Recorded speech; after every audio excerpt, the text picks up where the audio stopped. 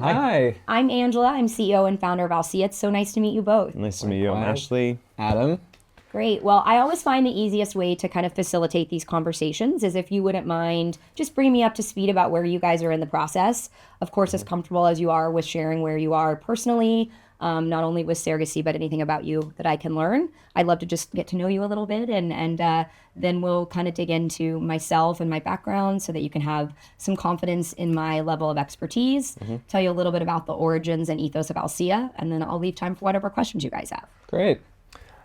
So we got married 2 years ago. September 2023. And the week after we got married, we went to the Men Having Babies conference. 2 days in New York. And I'm not like, the reason it was the week after was because we got back from the wedding and Ashley was like, I really want to get this ball rolling to have kids. And that was one of the first things that we talked about when we met, both of us really wanting to be dads. And I understand that it's just such a long process and there are bumps in the road. So I was like, if you want this to happen soon, we got to get moving.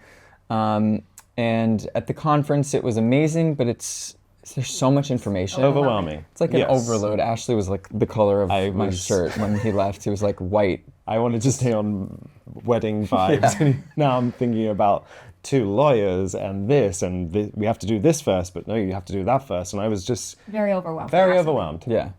But when we were there, the great thing was that we met a bunch of different agencies, a bunch of different clinics, from friends of ours who had used Dr. Donishmand at San Diego Fertility. We were introduced to him, and we immediately were like, he's amazing. We heard him speak on a panel, and it was somewhat like, going into a house that you want to buy. It was like, no, him. Yep. I don't know why. There's many reasons, but like numbers, but like there was an emotional like, we know we were in good trust hands. him. Yes, right. And we also, through friends and also through our community, were introduced to Elevate, and that's who we used for our egg donor.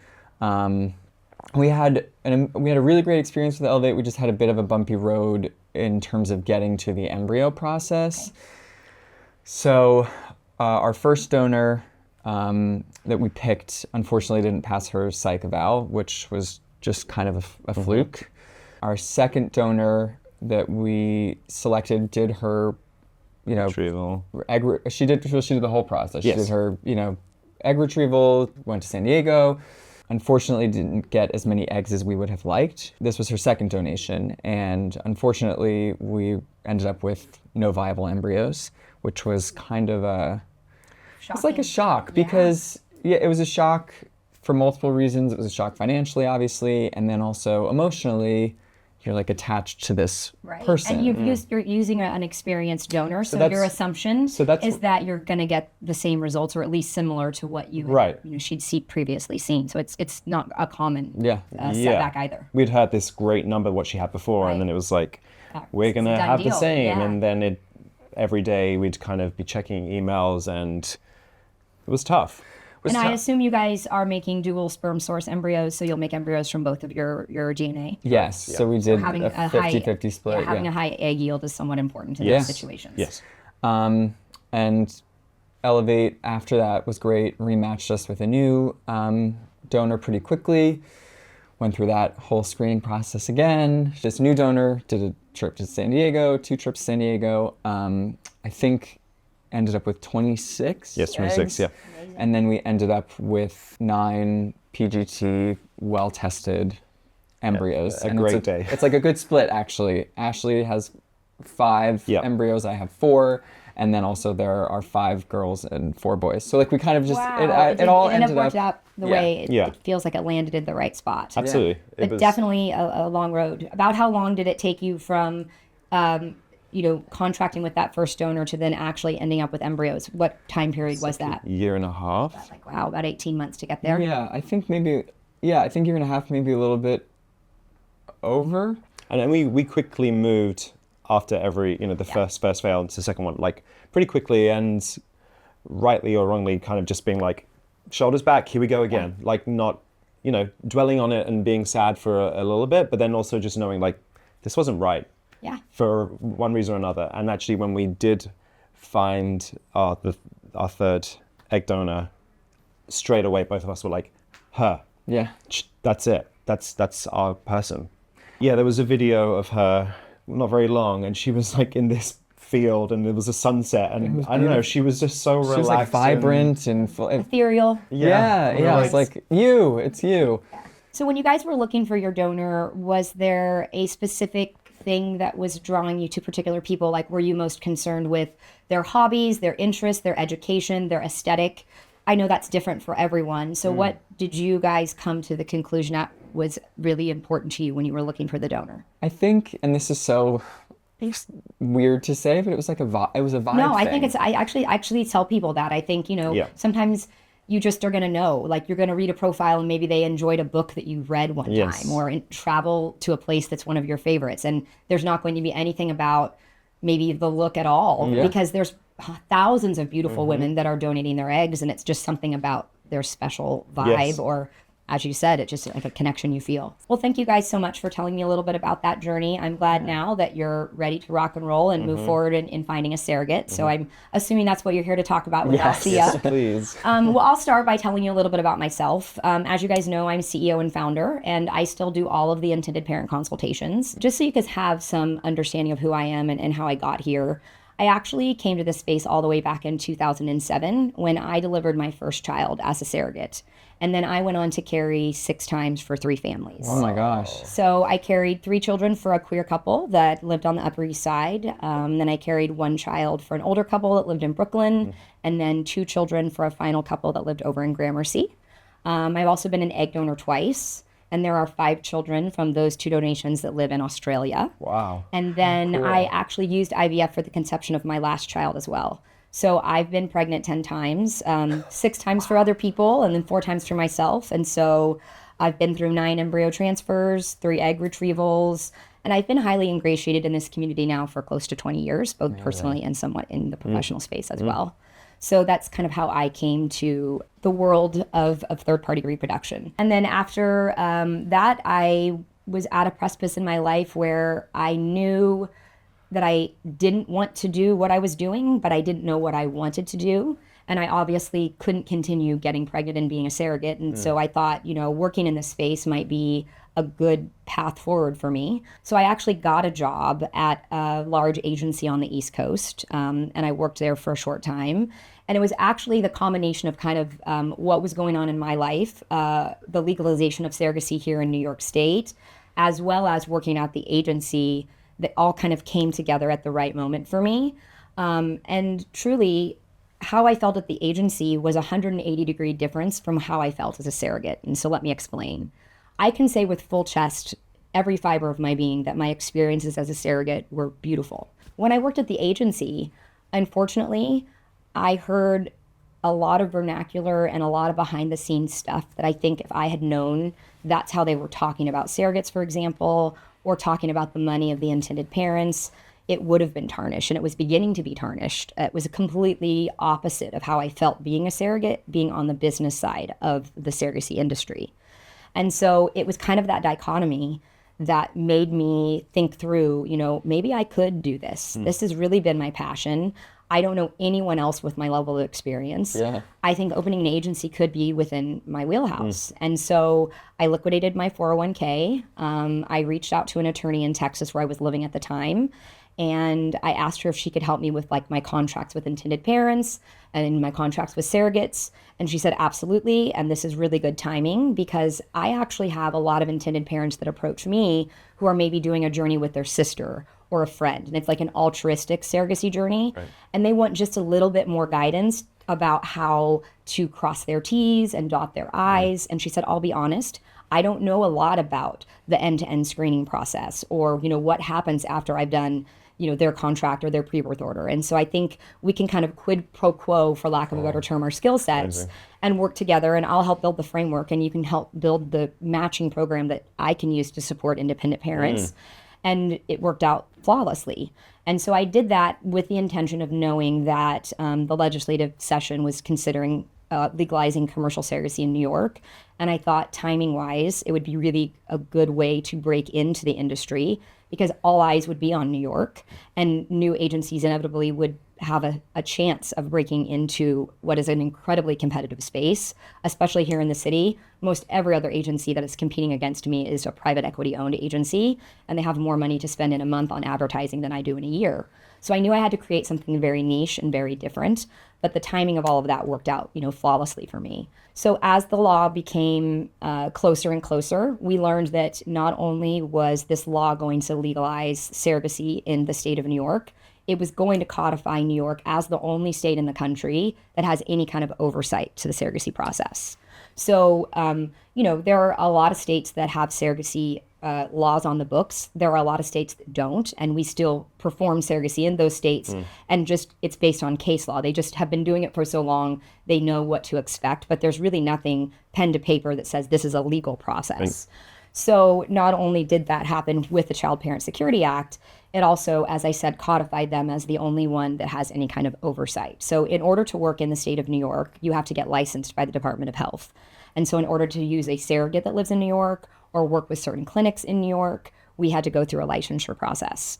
And so that just meant that we had to submit background checks on all of our employees. They did a full private investigator check on myself and my husband, anyone over the age of 18 that lived in my home.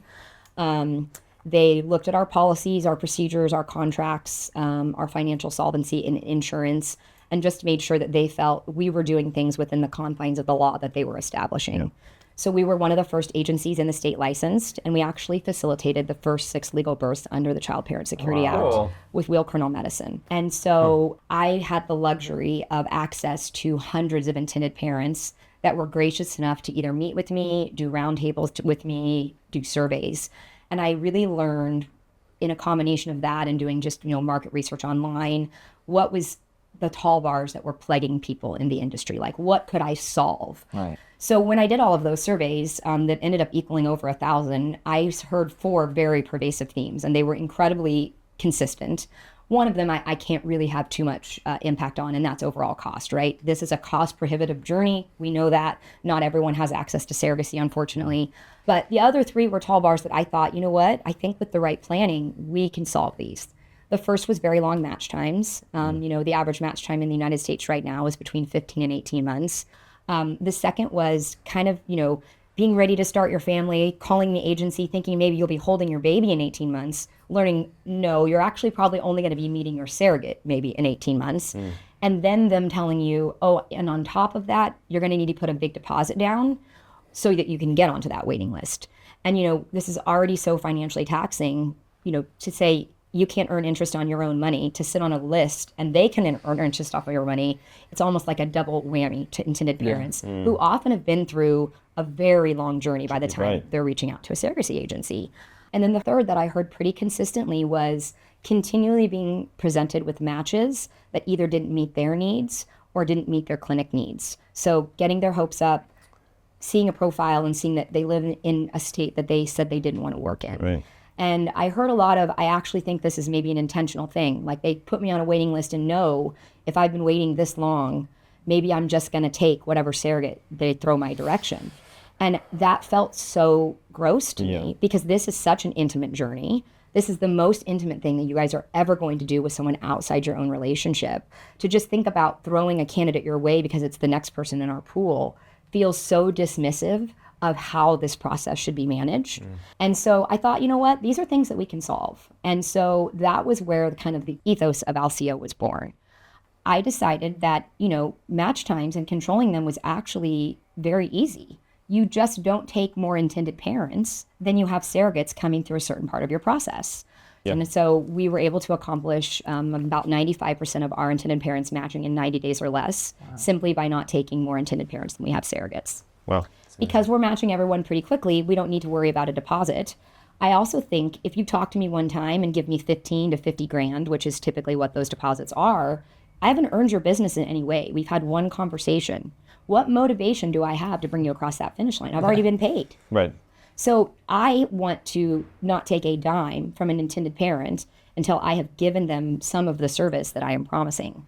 So the way that we work in those 90-day algorithms don't demand a down payment of any kind. So your process is really pretty simple. Okay. If after our conversation you want to keep Alcea in the dialogue as a potential agency, you get invited into our self-service portal. There is not only a lot of really educational material in there, there's some good videos, a sample contract, a sample profile. You can, just kind of learn a little bit more about not only us, but surrogacy as a whole. It's also where your application is housed, where you'll upload your identification for background check, you'll sign your agency agreement, a few disclosures, and then you'll complete your parent profile. And that profile will be eventually what we would give to a surrogate to consider you as intended parents, probably very similar to what you guys saw for donors.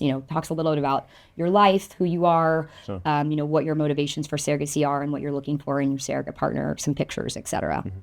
And then when you're ready for us to actually find a match and go to actually begin that search, you schedule what's called a pre-match consultation. And that pre-match consultation, in my opinion, is really one of the things that sets Alcea apart.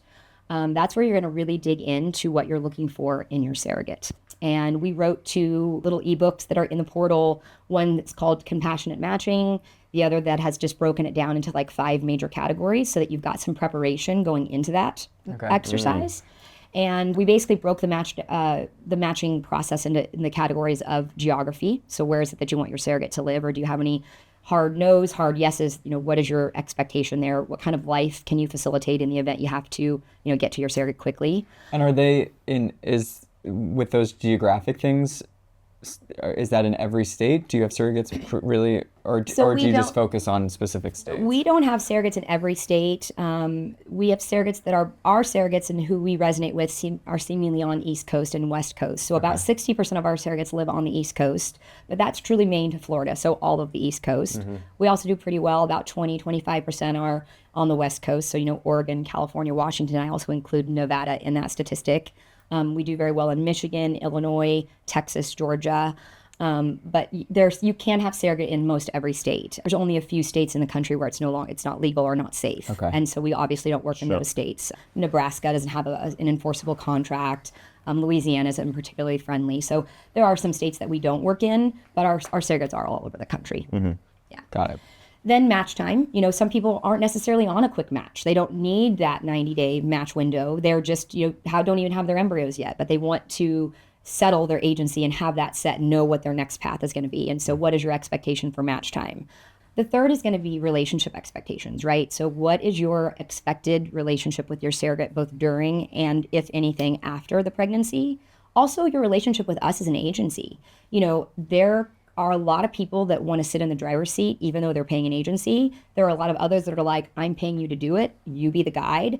We want to meet you where you are. This is your journey, and our job is to make you feel comfortable. So we also want to learn what your expectations of us are and what you're looking for from an agency level relationship. The next is going to be health and wellness. And again, this is not that we would ever present you with an unhealthy candidate. This is going to be about what is your level of concern with their health and wellness. And what I mean by that is, what are they eating every day? Do they drink from plastic water bottles? Do they get their hair dyed? Do you want them to stay out of nail salons? Also, what is your philosophy on things like vaccines? Do you care about your surrogate getting the COVID vaccine during pregnancy? Sometimes surrogates will have lost immunity to certain things, and we'll find out in medical screening, and she'll need to get like a booster. Do you guys want her to get that? We have a lot of different things to talk about as far as, the medical aspects and your philosophy on that. Anything from hospital birth to home birth. How involved do you want to be in the pregnancy? Are you someone that's going to come to every appointment? Are you someone that's probably not going to be particularly involved? Some intended parents who've been through a lot of maybe medical trauma want to request tests over and above the average standard of care, like an amniocentesis. Not all surrogates are going to be on board with a voluntary amnio. And so it's like we're really going to get into the trenches because anything that we don't know about you is kind of like kicking the can down the road, right? If it is so important for you guys to be in the labor and delivery room, like that's been your dream since you've been thinking about this journey, and you're going to be devastated if that doesn't happen. Of course, medically speaking, as well as the relationship, we can't make any promises, but our intention is to align you with someone that has that same philosophy. We want it to organically fit into their life, because if you force someone out of a lifestyle that they're used to, what you're introducing into the process is potentially non-compliance or resentment. And so really you want to know as much about you, and we've got an experienced surrogate that's doing the same exercise with every surrogate as well. And so each week we'll sit down and kind of compare. And since we are not beholden to this first in, first out, this person's getting noisy about their deposit, they've been waiting 18 months, we can truly make matches based on the characteristics of these pre-match consultations. So health and wellness is going to be the next category. And then the final category is what is your compensation expectation? What is your budget for this whole journey? And how can we make sure that the surrogate's compensation and her lost wages and her child care and anything that you're going to have to cover on her behalf fits into your overall budget? And so I would never want to present you with a candidate that you fall in love with and you find out that her compensation is over what you guys have an expectation for. So we want to know what your expectations are, and we do that with the surrogate. And when you see a profile, you're not only going to see a little bit about her life, her motivations for surrogacy, you're also going to see her full financial picture, which is going to include not only her base compensation and then our standard package of fees. It's also going to be what are her lost wage expectations. When I was a surrogate the last time, I made $250,000 a year. Had I gone on long-term bed rest, that would have been insanely impactful for my intended parents. Even though my comp was very low, there was risk to working with me if that happened. So once that pre-match is done and we have a really solid understanding of what you're looking for in your candidate, that's when we go on the search. And so once we find someone that can meet your needs, we'll show you the profile and the compensation. We do the same for her. If everyone agrees that, yes, I could see this as being my partner, we're going to send all of our screening, which I'm going to talk to you about here in a minute, over to your IVF clinic. Let your IVF clinic do a pre-approval of that candidate. So review all of the screening that we've done. And then once they've given us that go-ahead, we actually employ a PhD level social worker. She's also a psychotherapist, and she's going to facilitate your match call. And that match call will just go over basic ASRM questions that are mandatory, anything that San Diego Fertility wants to make sure that we've talked about, and then obviously time for you to ask any questions of her and vice versa. And if she's a partnered individual, we require that her partner be on that call so that you can get to know her and her support system. Okay. So if after that match call, you decide that both Alcea and this surrogate is your path forward, it's at that time you're going to submit the first agency fee, open up escrow, and be officially contractually obligated to move forward. But up until that point, the only financial obligation you have to get to a match that's been pre-approved is going to be you have to pay for your own background check. So when we schedule your match meeting, you pay $250 directly to the company for them to do your background check. And then because we do employ a PhD clinician and not just a random employee like most agencies to do those match meetings, she charges $500 per session. So every match meeting that you have, even if it's more than one, will be $500 and she is paid directly. But Alcea sees not a penny from you until we have given you a pre-screened surrogate, your IVF clinic has signed off on, you've had an opportunity to have a conversation, and you've decided this is my path forward. And I think that kind of methodology, not only eliminates the two of the tall bars that I've talked about, but it also gives us a responsibility to earn your business. First, just as expecting that when we finally get you a candidate, you're going to be so excited for that candidate, you're probably going to take them, and I can sit and earn interest on your big deposit for, 15 months and then think about who's going to be matching with you. When the match call or in person happens, do you, because I'm just putting myself in that position of being presented with someone who's going to carry our child, like, do you find people to be nervous or like? Yeah, I do think people are always nervous going into it. We try to do, I think surrogates are often more nervous than the intended parents. It feels like at least we get a lot more questions from the surrogates because, in order to be a candidate for surrogacy, you need to have had pretty easy pregnancies that were healthy. So all of the complication of this is foreign to them. They have had an incredibly intrusive screening process where we've asked them questions that they probably have not shared with their even best of friends. We've dug into past STIs, sexual health, any drug use, anything in their social life. We really dig in with them to ensure that they're adequately prepared and that they are a quality candidate. And so, they've been through a lot before the match meeting, but it's a lot different than what the intended parents have been through. So oftentimes I think there's trepidation on the gestational carrier side and there's an excitement on the intended parent side because they're finally, okay, this is going to be tangible. It's tangible and it's real now. It's not, this is going to happen. And I think that is it, that kind of realness of the process grows with each step for the intended parent. Sure. And so once you have embryos, okay, now we're going to get a surrogate. And so you're meeting this person. And I typically see excitement on their part. And I will say that having a clinician do the match meeting was one of the smartest things that I ever did because her job is relational dynamics, right? That's what she does every day, all day. Yeah. And this is such a unique relationship, right? You're going to meet someone and you're going to have a meeting and they're going to be carrying your child. Like it's speed dating. And it's a crazy concept. It's also not something that the majority of people are sitting around with their friends talking about at the dinner table. No.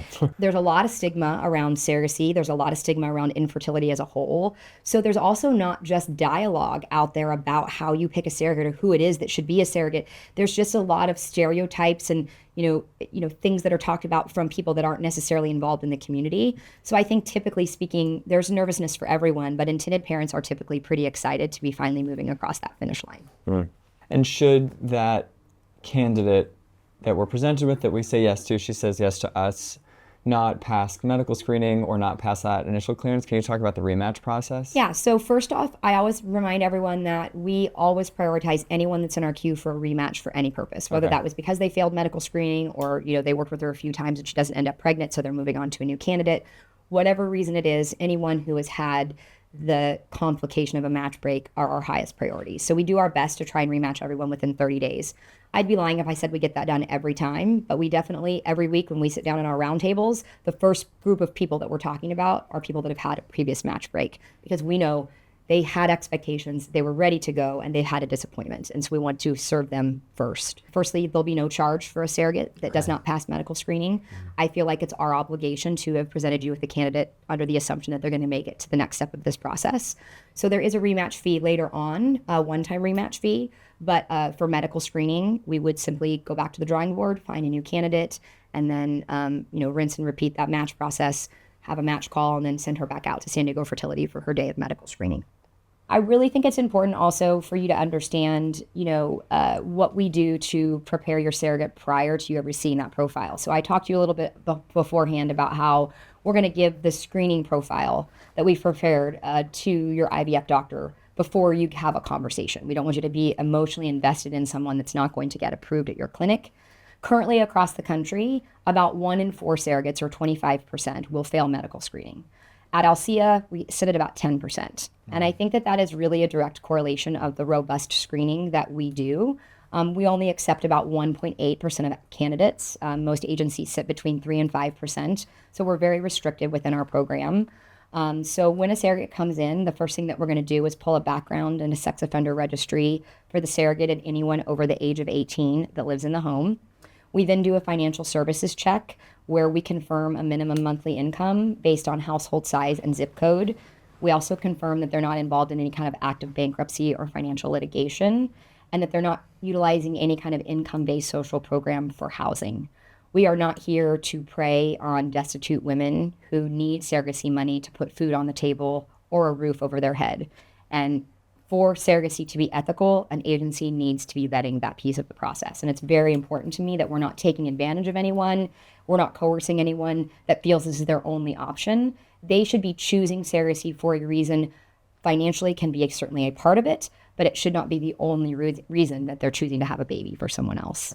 So once we've kind of got those logistics out of the way, they're going to sign a HIPAA form that allows us to request their OB labor delivery records directly from their doctor's office and hospital. We then have 2 RNs on our team that will do a review of those records. I want this to be a neutral approval. So we actually contract with an outside agency of a nationwide network of high-risk specialists, or MFMs, maternal fetal medicine doctors. We pay them agnostic of their approval or declination of a candidate. And every single one of our surrogates actually goes to see this medical doctor. They review all of their records, and some of their fellowship and training is specifically about kind of pattern recognition.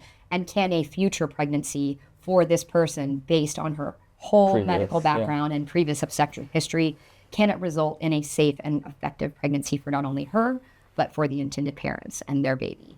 And so they'll see that MFM. So now we've had, a licensed RN look at these records, and now we've had a doctor kind of have that sign off. We use that same methodology for mental health. Most clinics have a mental health professional that repeats what we do on medical screening day. But again, we're trying to set you up for success and a candidate that's going to see this process through, not waste your time and money on a candidate that doesn't meet your needs. So we preemptively do what's basically a 3-tiered psych. Again, we contract with 2 outside agencies that have nothing to do with Alcea. They are paid agnostic of their decision to pass or fail a surrogate from a mental health perspective, and they only employ PhD clinicians. So at the time you're seeing a profile, you've had our internal licensed people look at this candidate, and you've had 2 doctors look at this candidate. Yeah. And so they'll go through a 3-tiered psych. The first part of that is called the readiness session, and that's really what it sounds like. Are you ready for surrogacy? Do you understand what you're about to get into? Do you have the support system in place for something like a long-term bed rest situation, or even just travel for medical screening, for transfer? Do you understand that you're going to have to give yourself shots? Oftentimes your protocol will require that. After the readiness session, the same practitioner facilitates what's called a personality assessment inventory. It's called a PAI for short. And that just gives us a little bit more insight into a surrogate's personality. It's a pie graph with, kind of the tall bars of negative, neutral, and negative characteristics. The negative, I want to be very clear, most of them are just general idiosyncrasies that everyone has. I've never seen a PAI with no negative characteristics. We all have some. Sure. Most of them are not impactful to surrogacy in any way. The positive and the neutral attributes, we just use those as tools in our tool belt for matching, right? Are they more type A, type B, type C? Are they introverts or extroverts? Because there is a dynamic here, and we don't want to match a super type A intended mother with a super type A surrogate. That's going to be, that someone that's going to probably butt heads just personality wise. And so they're not their practitioner. It's not a diagnostic tool. But if they score high on something like hypochondria, they would be declined, or feelings of grandeur or needing a lot of attention. Mismatched intentions or not being transparent, or like there's dishonesty that is detected within the test. Those are all partners that are not going to be great partners for your surrogate. And so that practitioner will make the decision to decline based on, the result of that test and a combination of whatever she heard during that readiness session, and ultimately then will make the decision to, from a mental health perspective, pass or fail that surrogate. And then the third kind of tier of that is that we're just going to confirm the surrogate lives where she lives, with the people that she says she lives with, and that she's within a reasonable distance of a level 2 NICU or higher. And for us, reasonable is defined as 30 minutes or less, so that when you go for your labor and delivery experience, you know that your surrogate has quality health care within a reasonable distance from her home, that both her and the baby can be treated at in the event of any kind of an emergency. That's kind of the final tier of their screening. After that, they're going to come back into their mentor. Their mentor is going to work with them to put their profile together, just like you guys did. They're going to have that pre-match consultation so we can learn about what they're looking for in their intended parents. We're going to put the scrutiny on their insurance and see, if they have currently a policy, we'll make sure and vet it to see if it's surrogate friendly. And if it's not, have a plan in place to let you know what it will look like to cover that pregnancy from an insurance perspective. We have her put together her compensation acknowledgement. You guys will see the profile, the insurance status, and the compensation acknowledgement. The clinic sees everything else, the medical records, the review from the MFM, the mental health assessment, all of that. So that's what they're going to use to give you the pre-approval before you have that match meeting. So we take that role of this process very, very seriously. And I think that shows in the statistics that, we're having such a higher success rate of passing at the clinic because we are scrutinizing our candidates at such a higher level. That's great. So once we've matched, will we have someone from Alcea on our case to help us through the journey? And is that different from the surrogates person, or is that the same person? So most agencies have a shared case manager, and most agencies are staffed by former surrogates. There's not a ton of former intended parents working at agencies. At Alcea, we actually have a split case management team. So you have an intended parent case manager that immediately after your match meeting, the first routine that you have on both sides is called the rules of engagement call.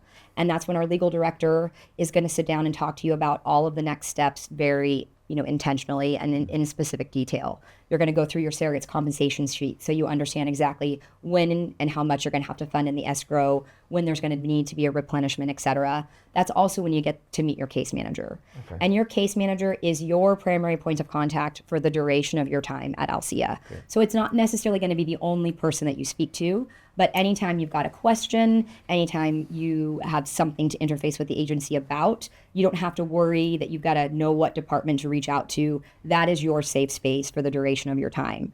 Your surrogate also has a case manager. So your surrogate's case manager will be someone that's an experienced surrogate. And in your particular situation, you'll have either a former intended parent or someone who has worked in the professional space with intended parents. So at a law office, at an IVF clinic, working on the intended parent side. And that was intentional because I learned very early on that your concerns and the surrogate concerns are wildly different. So if something's going on that's bothering you, you can be as candid as you need to be because that person is not involved in supporting your surrogate. Then you share a clinic coordinator who's going to be the single point of contact with your clinic that while you're going through the complexity of this process, like medical screening and cycling manages that. And so they will step in when your surrogate's going to medical screening to make sure she understands, exactly what's going to happen when she's there. If there isn't any prep that's needed for that, every clinic has different protocols. Some of them require different things. Just making sure that she navigates and understands that process. And then when you get through the medical screening and then you have your legal and you've signed your legal agreement, you're going to get a calendar from your clinic for cycling and to move to embryo transfer. So that clinical coordinator along both sides, you, your surrogate, and both of your case managers will meet and have what's called a pre-cycle connection. And that's where you're going to talk about anything and everything cycling. Okay. So does your surrogate know that her medications don't come from like a CVS down the street? It's a compounding pharmacy that's typically a mail-away pharmacy. So she can't wait till the day she's running out and know that, oh, I got to run and get my meds. It's not going to happen. She's got to be on top of that. And so our clinic coordinator knows that calendar and makes sure that we're on top of saying, hey, you're probably down to 4 days of progesterone. Do we need to make another order for you? That kind of thing. We also make sure that she understands exactly the process of transfer, where she needs to be. Most clinics want the surrogate to come out the day before, and they'll do like a final scan on her uterus to make sure that it looks good. There's no new polyps or cysts or anything that might preclude you from moving forward with an embryo transfer. They'll give her instructions on, what your clinic expectations are for any kind of bed rest. Bed rest is not nearly as pervasive as it used to be. It used to be, after the embryo transfer, you were to be in bed for a certain amount of time. They found statistically there's really no benefit to that. So every doctor has their own kind of protocol. Most say take it easy, go back to the hotel for a day, put your feet up, watch movies, get takeout, keep your feet warm, relax, and just let that baby snuggle in. And so we're going to know specifically what your clinic requirements are and go through that. So not only she feels comfortable, but you feel comfortable with her level of expectation for the process. We know that she knows what's going on. She's got her travel set. We have a travel concierge that helps her. You guys, get to approve that ultimately, but she's given options within a certain, radius of the hotel. We take care of making sure that she's got a car to and from the airport to her hotel, and then back and forth to the clinic. And we prepay her for all of those things so that your surrogate doesn't have to worry. Sometimes you go and they put a hold on your credit card, for a couple of $1,000s. For some of these working families, that's a pretty big financial challenge. So our financial team will make sure that she knows that we will have pre-registered her at the hotel with a card from the escrow or an outside source of funds, so that she doesn't have to worry about being nervous about going to transfer and having that held on her check card for a week. So we just do that to prep and make sure that everybody feels comfortable. We're even going to get down to, do you want your surrogate to home test? And if you do want her to home test, do you want to know those results? Or do you want to wait for the official test that comes from the doctor's office? Because I'll be honest, probably all surrogates are testing. Right. And so even if they're testing, if you have a really specific that you do not want her to, it's the time to say, I would really prefer to be the first to find out, so I don't want you to test. And that's a perfectly fine expectation. But most surrogates really want to know too. And so it's something we need to talk about, because if we don't talk about it, they're probably at home testing and obsessing over them. So that's the kind of level of support that you're going to get. And that will continue. Once you've graduated, you'll do what's called a pre-OB connection with that same clinic coordinator.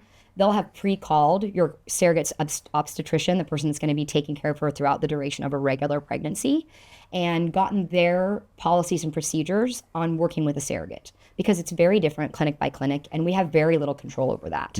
I was very lucky that all of my clinics that I worked with and all of my doctors were super excited about surrogacy. I've unfortunately found since owning the agency that that's not always the case. So we have to be very diligent in making sure the expectation is set for you guys. Here is the access that you guys are going to have to the doctor and to the health of your baby. And sometimes that's, we will give them an email after every appointment, or 15 minutes of the appointment will be dedicated to the intended parents calling in. Sometimes they'll talk about restrictions. It used to be pre-COVID, you could almost always take in your phone and video and ultrasound. A lot of offices have provisions against that now. And so if your plan was to FaceTime in to every appointment and the doctor's office says no, I want you guys to know that then. Yes. Versus, gosh, I'm not, that's, we want to know and understand. There's also usually forms that you guys have to fill out, HIPAA forms that allow them to release any information. And it is part of your contract, and not only with us, our contract with the surrogate and your contract together, that your surrogate signs a HIPAA form that allows you access to the medical information of your child. And so we're going to proactively do that so that, when you graduate to the OB and you're getting ready to, move on to that next phase from your IVF clinic, you guys have an expectation and we all have a plan about, who's going to communicate those results and, when are her appointments and all of that. So everyone just has clarity. I find that taking as much uncertainty out of the process that we can makes it the easiest. And so that's kind of what your support team looks like. We do not have in-house legal or in-house escrow. That is a huge conflict of interest. And no matter what agency you choose, I would really urge you to avoid ones that, claim that all-in approach is the best thing. I know it probably sounds counterintuitive because I own an agency, but you don't want your agency in control of everything. You want them working more as kind of program managers, sitting in the middle, understanding all the things around them, being proactive about how those pieces fit together. But your money is your money and it should sit in an escrow account that is separate from the agency. Same thing when it comes to an attorney. You want your own legal representation. It's important your surrogate has separate representation, and neither one of those attorneys should work for the agency.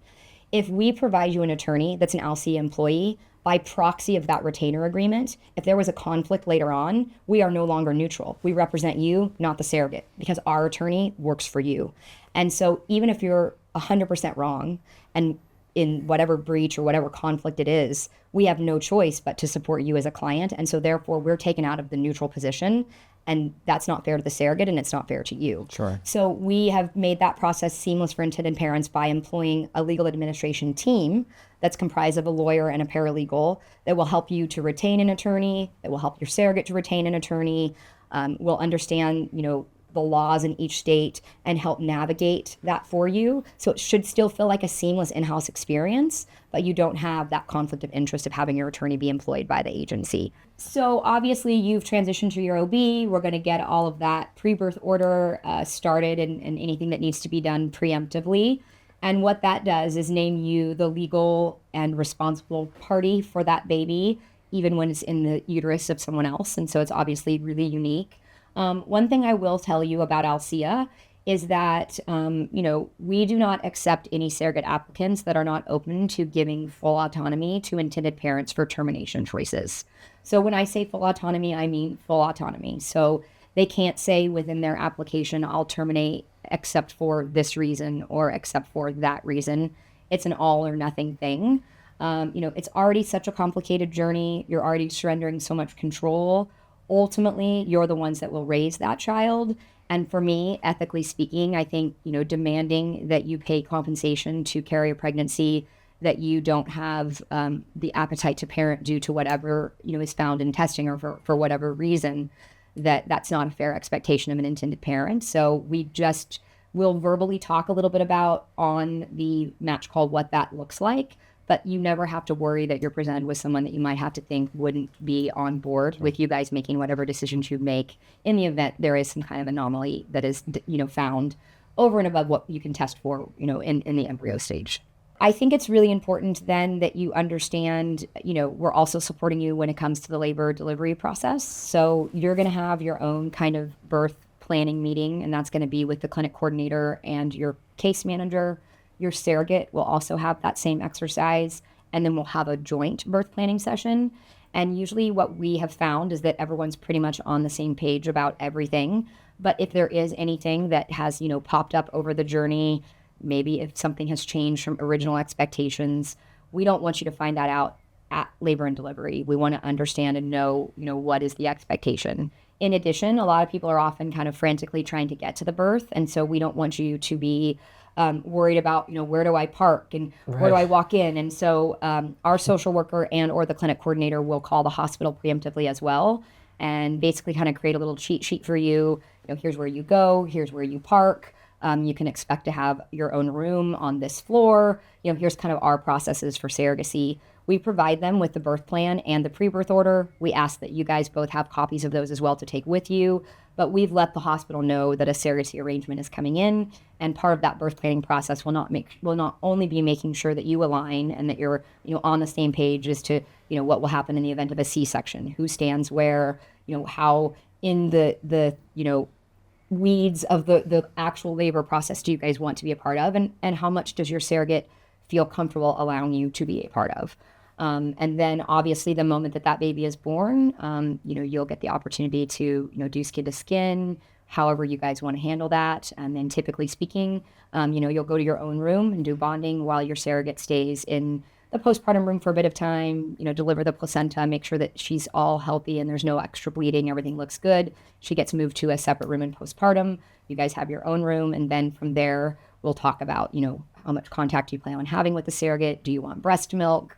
Are you going to have her pump that milk? All of those things. And we'll kind of talk about that at the end of the journey to make sure everyone's on the same page heading into the exciting time and what you guys have all been waiting for. And, the culmination of everything that we've been working so hard as a team to accomplish. You talked a lot about the screening of the surrogate before the pregnancy. Can you talk about during the pregnancy, making sure that this, like what Alcea does to make sure that the surrogate is staying healthy, is abiding by, things that are outlined in the contract, and then, God forbid at birth, making sure that those kind of rights of parentage are enforceable? Yeah. So firstly, I want to make sure that there's a really strong clarity around, a pre-birth order and the surrogacy experience. Oftentimes the reason that the real driver for people choosing this over an adoption, for example, is because the surrogate has no legal right to the baby. And so even if she did, quote unquote, change her mind, it wouldn't matter. Right. Legally speaking, you've got the pre-birth order in place that says everyone's intention was for you guys to raise this baby. Some states, there is a requirement that one of you is biologically related to the baby. Illinois, for example, you couldn't both be using a sperm donor and an egg donor and a surrogate. So sometimes there's nuance that we will help navigate, those particular cases through. But holistically, the pre-birth order is saying the intention of this is that you guys are the parents, and that the second that that baby is born, you become responsible in all ways, legally, financially, etc. So a surrogate doesn't have the chance to change her mind. And I'll be honest, in 20 years in this industry, I've seen a lot of things. Changing their mind or wanting to keep the baby is not a pervasive issue in this field. It is so much easier to have your own baby. Like, think about what you're going through to just keep this child that you have no legal right to. It's not a path for someone. It doesn't make a ton of sense. And so I've never heard of it happening. I always tell intended parents, they often ask me, well, how do I know that my surrogate's not going to go skydiving during the pregnancy or start, use drugs? And I say, you don't. They're humans. There's nothing I can do to 100% guarantee that that's not going to happen. But what I can tell you is that when we're looking at sometimes 10 plus years of medical history and pregnancies, sometimes 3-4 pregnancies, all of this internal, records that have been kept, I don't think people realize sometimes what are in their records, right? If a carrier is consistently late to every appointment, that's usually a handwritten note in there. Oh, wow. If they're non-compliant with things or combative with staff, that's usually in their records. If they come in and ever test positive for anything throughout any pregnancy, that's in their records. So if a surrogate has never tested positive for drugs or alcohol in any pregnancy before, we have no reason to believe that there is any addictive part of her personality, nothing self-reported. Why all of a sudden would she start, I'm going to start heroin now. I'm a surrogate, this feels like the right time. So logically, I cannot say, 100%, they're not going to, they're going to be compliant with every single ask. But logically speaking, the chances of those things happening are, slim to none. Most surrogates are incredibly invested in this process and making this a safe and healthy experience for their intended parents. They're usually incredibly cordial and understanding, and they want intended parents to have as much or as little involvement as they're comfortable with. All they want is for the promises made to be kept. And so that is what I urge everyone to do, is to be truly open, honest, and vulnerable about what your expectations are. Because we can only meet them if we know them. Same thing with your surrogate. All right, so I think that's a good segue to kind of the elephant in the room, and that's just kind of overall cost and pricing. So I always tell intended parents that once their embryos are created and you're coming with that baseline, which obviously there's a huge variance in how much people spend to create embryos. You having to go through 3 donors, I'm sure it was probably a lot more expensive than you were anticipating. Yes. Yeah. The baseline of that and coming into the process, I say that all intended parents right now should be expecting between about $165,000 to $200,000 for the process end to end. And that's going to cover, your agency fee. Within that agency fee, we cover a few hard costs on your behalf, things like your carrier's legal work, your carrier's life insurance, your carrier's insurance vetting and placement if necessary. We also require an outside service so that your surrogate's insurance never lapses. So if you have the luxury of a surrogate that has a surrogate-friendly insurance policy that she comes with, that comes maybe because of her employer or her partner's employer, we have no line of sight into that premium being paid every month. So we tell the surrogate, if your insurance changes or you're given options, please come to us. But, they're obviously autonomous people. And if they want to quit their job or their partner wants to quit their job and they don't tell us, we don't want the intended parents to be out and have this cash pay pregnancy that they weren't expecting. Right. So this outside bill monitoring company looks at all of the premiums that we're being, paying on surrogates' behalf, whether they're going through escrow or not, and confirms, and we'll know within 5 days if a policy payment isn't made, so that we can reach out to that surrogate and understand, was this just a miss? Did you quit your job? Did you move jobs? Because we don't want to ever have that be left up to chance. Sure. In the event of a medical emergency, that could be hundreds of thousands of dollars and change everyone's lives forever. And so that's something that we want to make sure we do as much diligence on as we can, and that's included within your agency fee. On top of that, you're obviously going to have your surrogate's compensation. Right. Your surrogate will get a few small bonuses prior to the pregnancy. So like when she goes and attends her medical screening, when she signs her legal contract, when she starts her injectable medication, when she does the embryo transfer. There's actually a very intentional reason for why we structure compensation that way and how it's been structured that way since I know of the beginning of surrogacy.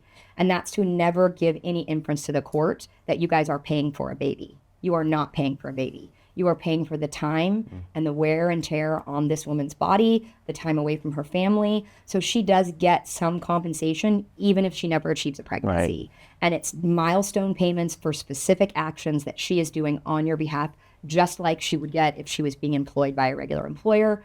But it's to show that we are never paying for the baby. We are paying for the process and for the support of this woman to carry your child, not for the child itself. And are those bonuses on top of the surrogate's compensation? Yes. And so at Alcea, we've got a standard package that all of our surrogates get for those bonuses. So whether your surrogate's a first-time surrogate or an experienced surrogate, no matter what surrogate you match with, it's the same package. And so you kind of have an understand set cost for that, a fixed cost. Then for the surrogate compensation, we do allow our surrogates to set their own compensation, but we give them some parameters. For first-time surrogates, we really like them to stay between $50,000 and $65,000.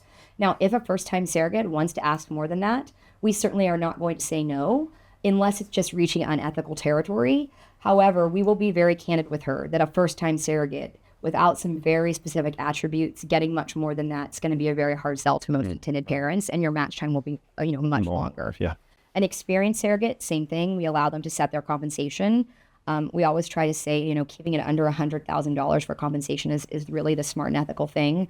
I would say that we, on average, our experienced surrogates are between $75,000 and $85,000, but we have experienced surrogates who have asked all the way up to $140,000. And for the right intended parents, that's a fine compensation.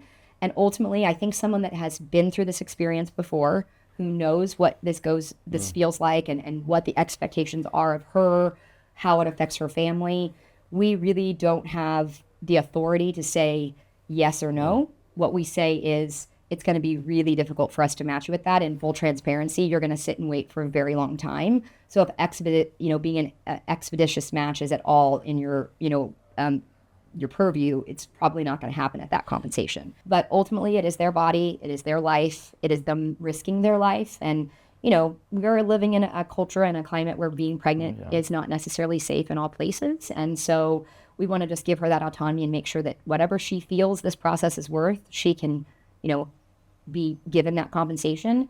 That's also why we front load the compensation discussion with both you and the surrogate. So when you see that candidate, you have already told us, I don't want to see a candidate with a comp above XYZ. Right. So that we know already that what your expectation is, and we'll let you know if, most of our candidates are going to fall in that expectation or not. And so you don't ever have to pick a surrogate whose comp makes you uncomfortable, just like they don't have to take a comp that makes them uncomfortable. So everyone has freedom of choice here. We're not going to force it on anybody. And ultimately, the people that are having the children and the ones that are carrying the babies will set that within a reasonable amount. And then the intended parents can make the decision as to, what their overall budget is and how the surrogate's compensation fits into that. Makes sense. And then the third bucket of costs is going to be your legal work. Obviously, your surrogates is covered within that.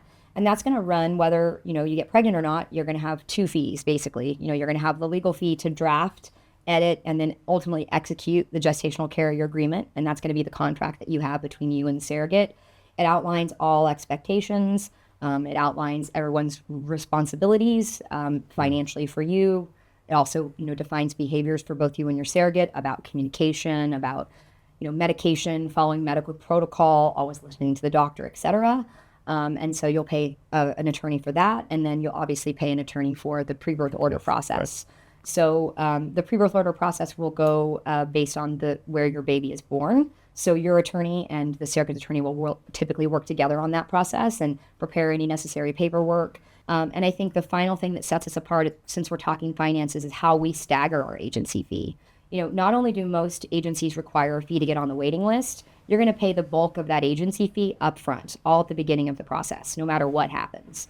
What we have done is staggered that agency fee to be more aligned with the major milestones of the process. So you're going to pay the first agency fee after you've had that match call with the surrogate, and you've decided you're going to move forward with Alcea and that partner. So that's going to pay the first one.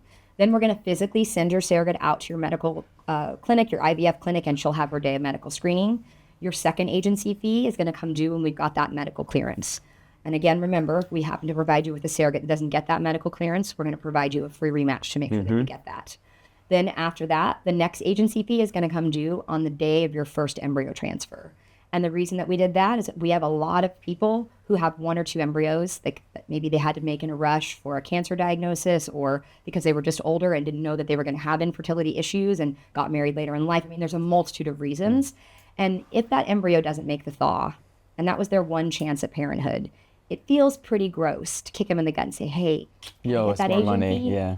So we're not going to be supporting you for a pregnancy if that happens. So why would you pay for that piece of the process if you don't even make it to that piece of the process? And then the final agency fee is going to come due basically the first week of your second trimester. So statistically speaking, you are out of the window of early loss. You have a very high probability of bringing home a live baby. If it's a chemical pregnancy, an early miscarriage, or the transfer just doesn't work altogether, in the event that we do not support you through the entirety of a journey, you are not going to pay the same agency fee as someone that does. Because what sense does that make? It's a much different expectation on our part and your part. And if you don't end up getting pregnant and there is no other option for you, I think it's at least some kind of compassionate relief to say, I can't do anything about that. Totally. But what I can do is say that you're not going to owe us any more money because we didn't support you during that journey. And I don't know of any other agency that has a staggered agency fee like that. When we started, almost every agency in the country demanded something to get on a waiting list. And we were truly a catalyst for positive change in the industry. There are a lot of agencies now that do not require a fee to get on a waiting list. That's amazing. 6.5 years ago, that was not the case. So I think we have been, really a positive change agent in the space and will continue to be. And I like the nuance of our process. The way we do things is very different, and it was done intentionally different. And that's where that whole kind of decidedly different model comes from. Amazing. So I'm curious to know, I know you guys went to Men Having Babies. You obviously probably talked to a lot of agencies there. I know your clinic gives multiple agency recommendations. Based on your kind of vision for support during this journey, how do you see your agency partnership working? What are your expectations of the agency? I think with any relationship, business, personal, marriage, it's all about communication. And so we're really looking for good communicators and people that can stay on top of things, and that we don't want to feel awkward asking questions. We don't want to feel like a burden asking questions. Obviously, as you said, this is really, it's a cost prohibitive thing for so many people. And because we are entering into this journey and we've, already spent a lot of money and are prepared to spend a lot more, that we understand that, we're going to be in good hands in that regard. I think that's number one for us. Absolutely. So proactive communication, I think, is it's sounding like very important to you. And I think that's, a logical expectation to have. And, part of our job is to prepare you before things happen so that when they happen, the impact of them, you understand what is happening and what's next. And you kind of take some of the uncertainty out of the uncertain process. So, and I think also understanding, that we are trying to do this as cost efficiently, but as medically safe as possible. Right. So looking for something like a first-time surrogate who has surrogate-friendly insurance and probably not a ton of lost wages to help keep costs down. We know that that's probably not, we're not going to maybe get every single thing on that, list, but it's something that we're probably aiming for.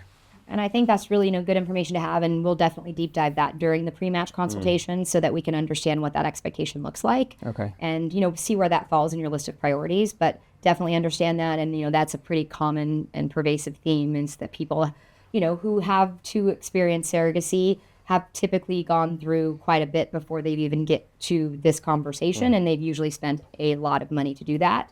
Whether it's making embryos or a long battle with infertility. So, keeping costs in control is something that the majority of clients really do have, an expectation for us to not spend their money frivolously or have expectations that aren't realistic for a particular intimate parent.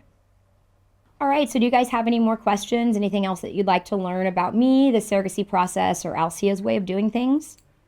I think we were all good. I don't think so. That it was amazing. So informative and really helpful. So thank you. Yeah. Well, it was my pleasure. It was really nice to meet you both. I wish you nothing but the best, regardless of your decision in agency. And, best of luck to you. Thank you. Thank you so much. Absolutely. Thanks so much for watching. And please consider subscribing if you haven't already.